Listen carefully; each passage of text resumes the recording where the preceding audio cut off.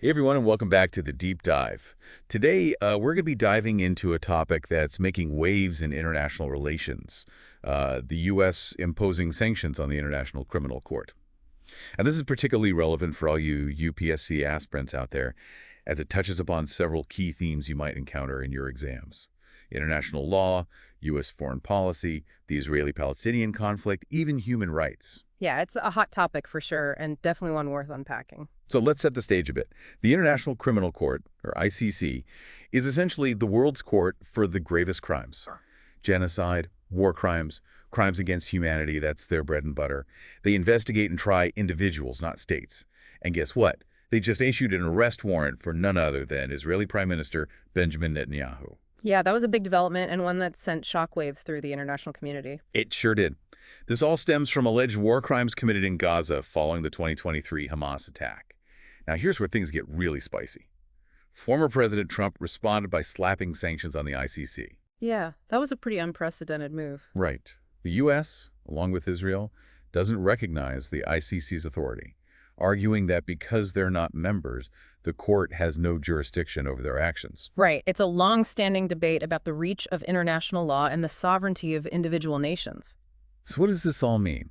It's a pretty complex situation, so I've got our expert here to help us break it down and explore its implications, especially for you UPSC folks. Happy to delve into it. It's definitely a multifaceted issue, that's for sure.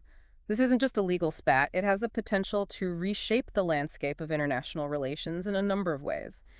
To really grasp the significance, we need to go beyond the headlines and delve into the historical context. Okay, I'm all ears. Help me understand the WHY behind this whole showdown. Well, on the surface, it might seem like a simple case of the U.S. protecting an ally. And to some extent, that's true. The U.S.-Israel relationship is deeply rooted, going back decades. They share strategic interests in the Middle East, and the U.S. has consistently provided Israel with military and diplomatic support. Right, that strong bond is definitely no secret. But is there more to it than just standing by a friend? Absolutely. This move is also about challenging the very idea of the ICC's jurisdiction. The U.S. has long been wary of international institutions that it sees as potentially infringing on its sovereignty. They fear setting a precedent where leaders of non-member states can be held accountable by a court they haven't agreed to be subject to. That makes sense. So it's a bit of a power struggle, Yeah. with the U.S. pushing back against what it sees as an overreach by an international body. Precisely. And this isn't just a theoretical debate. These sanctions have real-world consequences. Trump's executive order threatened tangible and significant consequences for ICC officials involved in the Israel investigation. Oh, wow. So what does that look like in practice? What kind of consequences are we talking about here? Think of it as a multi-pronged attack. First, we could see the freezing of U.S. assets belonging to ICC officials and their associates. Second, travel bans could be imposed, preventing them and their families from entering the U.S. And finally, it gets really interesting. Anyone who assists the ICC's investigation, even U.S. citizens, could potentially face legal repercussions. That's heavy stuff. This isn't just a slap on the wrist. It seems like a deliberate attempt to cripple the ICC's ability to function, at least when it comes to this specific investigation. It's almost like they're saying back off or else. That's one way to interpret it. And it's important to remember that this isn't an isolated incident. Back in 2020, similar sanctions were imposed on then-Chief Prosecutor Fatou Bensouda over investigations into alleged U.S. war crimes in Afghanistan, though those were later lifted by the Biden administration. It seems like the U.S. has a bit of a history of clashing with the ICC whenever it gets a little too close for comfort. But here's something that's been bugging me. Last year, the U.S. was fully on board with the ICC charging Putin with war crimes in Ukraine. Now, they're sanctioning the court for going after an ally. That seems a tad inconsistent, wouldn't you say? That's a point many critics are raising. They argue that this apparent double standard erodes the U.S.'s credibility on the world stage. If they truly believe in international justice, why the selective application? It raises questions about whether their actions are guided by principles or simply by political expediency. Okay, so we've got this clash between the U.S. and the ICC, accusations of hypocrisy, and a whole lot of tension brewing. What I'm really curious about is, what does this mean for everyone else? What are the broader implications of this decision, especially for the global balance of power? That's where things get really fascinating, and this is where you, as UPSC aspirants, should Pay close attention. This isn't just a bilateral spat between the U.S. and the ICC. It has the potential to send ripples throughout the international system, impacting alliances, global perceptions of the U.S., and even the future of international law itself. All right, I'm ready to dive deeper into those ripple effects, but first let's take a quick pause so everyone can grab a pen and paper. We'll be right back to unpack the broader implications of this U.S. move and what it might mean for the future of international justice. Welcome back to the deep dive. Before the break, we were talking about the U.S. imposing sanctions on the ICC for investigating alleged war crimes in Gaza and how that might impact the global balance of power. This whole situation really throws a wrench in the gears of international justice. It undermines the court's authority and sends a chilling message to other countries considering engaging with the ICC. You know, as we unpack this further, I can't help but think about the criticism this move has sparked. It's not just a few voices here and there. There's been a considerable backlash, both internationally and within the U.S. itself. Oh, absolutely. Let's start with the human rights groups.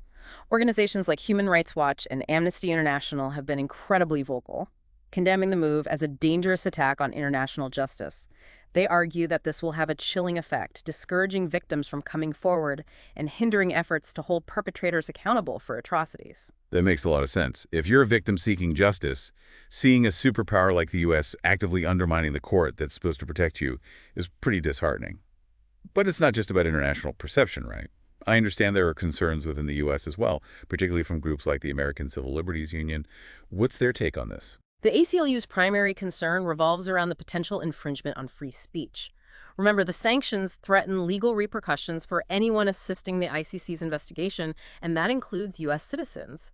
It raises serious questions about the chilling effect this could have on activists, journalists, or even lawyers who might be hesitant to engage with the ICC for fear of retribution. So an American lawyer providing legal assistance to the ICC could potentially face legal action from their own government. That seems like a slippery slope, blurring the lines between national security and individual rights. Exactly. It sets a dangerous precedent, potentially undermining the very foundations of free speech and the right to dissent. And then there's the impact on the U.S.'s global image.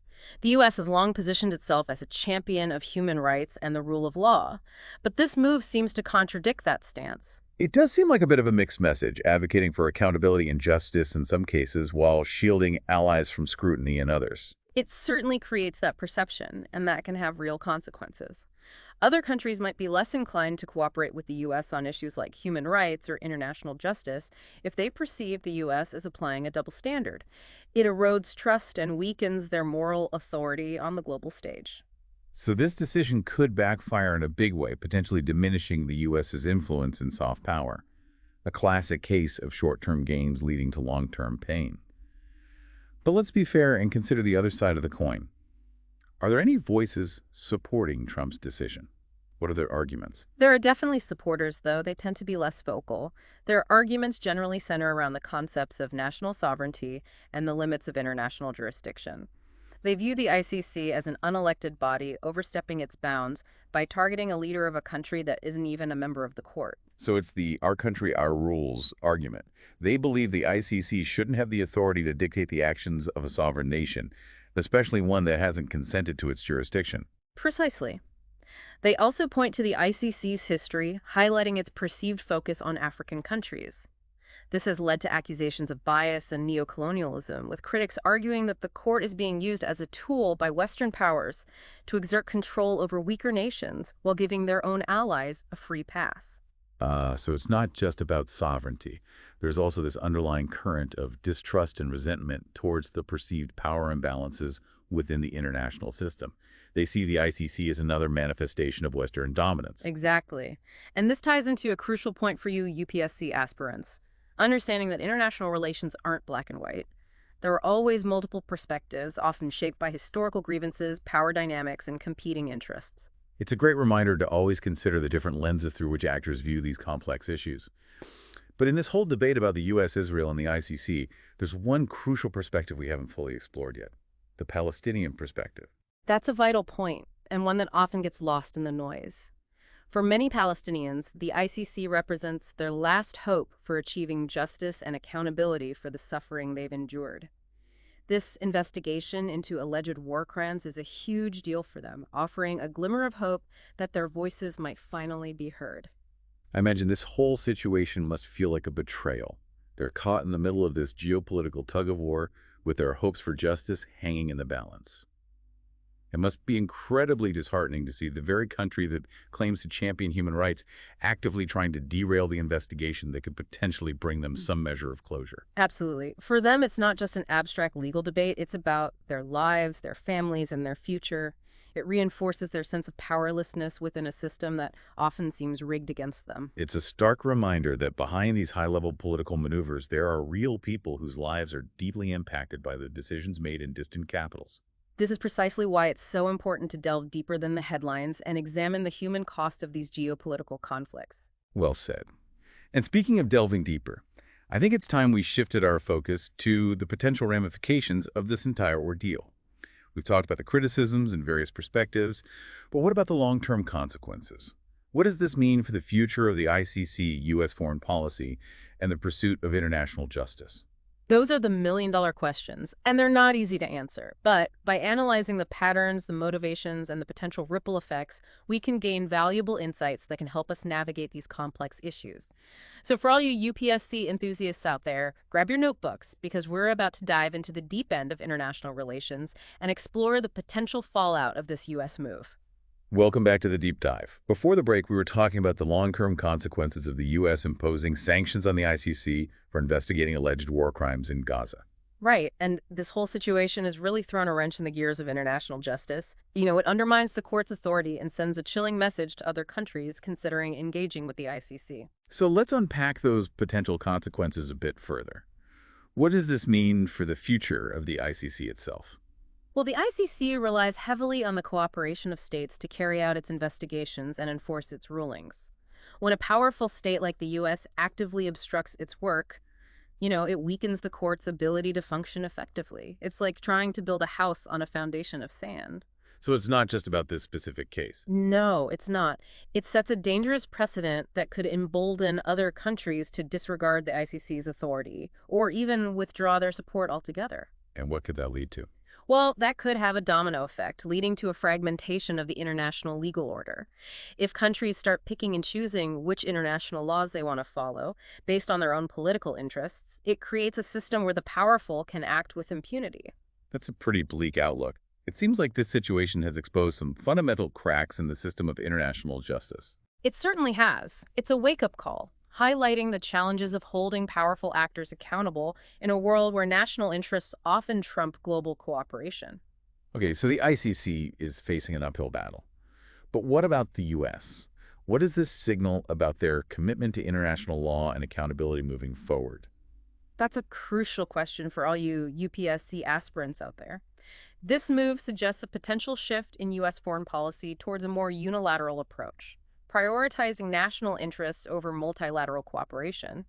It raises concerns about the U.S.'s willingness to uphold the principles of international law when those principles clash with their own strategic goals. So it's like they're saying, we'll play by the rules when it suits us, but if those rules get in our way, we're not afraid to go our own way.